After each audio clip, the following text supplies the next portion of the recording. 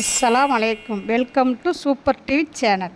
நம்ம இந்த வீடியோவில் bakery style crispy chicken cutlet எப்படி பண்ணுறதுன்னு பார்க்கலாம்.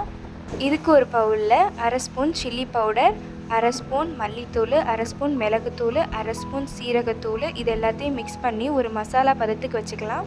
இப்போது நான் மிக்சியில் 250 கிராமுக்கு போன்லெஸ் சிக்கன் எடுத்திருக்கேன்.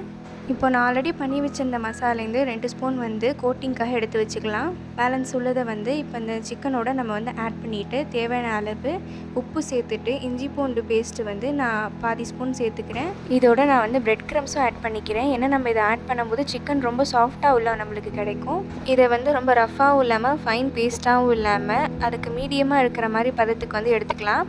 பாருங்கள், தொட்டு பார்த்தா இந்த மாதிரி கொஞ்சம் லப்பர் மாதிரி இருக்கணும். இப்போ சிக்கனை நம்ம உருட்டும் போது கையில் ஒட்டாமல் வரணும் அப்படிங்கிறதுக்காக கொஞ்சமாக கையில் நல்லெண்ணெய் சேர்த்துக்கலாம், இல்லை ஸ்மெல் வராத எண்ணெய் சேர்த்துக்கோங்க. இப்போ இந்த சிக்கனை நம்ம இந்த மாதிரி ரவுண்டாக ஃபஸ்ட்டு ஃப்ளாட்டாக தட்டிட்டு அதில் சென்டரில் மட்டும் குழி மாதிரி நம்ம வச்சுக்கணும்.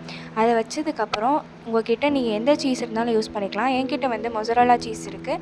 அதை நான் துருவி இதுக்குள்ளே உள்ளே வச்சு ஸ்டஃப் மாதிரி உள்ளே வச்சு அதை ஃபுல்லாக கொழுக்கட்டைக்கு மூடுற மாதிரி உள்ளே வச்சு ஃபுல்லாக அது மாதிரி நம்ம கவர் பண்ணி எடுத்துக்கலாம். இப்போது இதில் உங்களுக்கு எந்த மாதிரி ஷேப் வேணுமோ அந்த மாதிரி ஷேப்க்கு உருட்டி எடுத்துக்கலாம். இப்போ ஒரு மிக்சிங் பவுலில் 1லேருந்து 2 முட்டையை உடச்சி ஊற்றிக்கிட்டு அதில் உப்புத்தூள் உங்களோட டேஸ்ட்டுக்கு ஏற்ற மாதிரி போட்டு மிளகுத்தூள் போட்டு நல்லா பீட் பண்ணி எடுத்துக்கலாம் கோட்டிங்க்காக. இப்போ ஒரு பீல்ஸில் பிரெட் க்ரம்ஸ் நிறையாவே ஆட் பண்ணிக்கோங்க. ஏன்னா அப்போ தான் நீங்கள் அதை கோட் பண்ண போகும்போது உங்களுக்கு மற்ற இடத்துலலாம் விட்டு போகாமல் எல்லா இடத்துலையும் உங்களுக்கு ஸ்ப்ரெட் ஆகி ஒட்டும்.